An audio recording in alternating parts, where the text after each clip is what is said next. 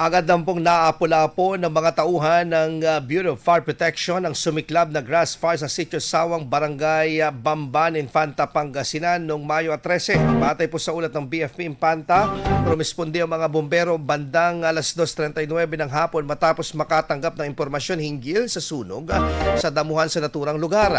Dahil hindi na madaanan ng fire truck ang makitid na daan na patungo sa pinangyarihan, gumamit ang mga rumisponde upang ng water sprayers at fire swatters upang makontrol at tuluyang maapula ang nasabing apoy.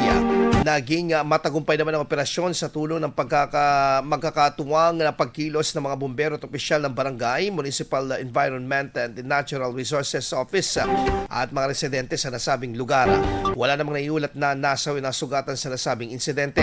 Samantalang muling nagpaalala ang BFP sa publiko na iwasan ang pagsisiga at tiyakin na maayos ang pagtatapon ng upos ng sigarilyo upang maiwasan ang pagkalat ng sunog, lalo na ngayong panahon ng tag-init. IFM News. IFM News. IFM News.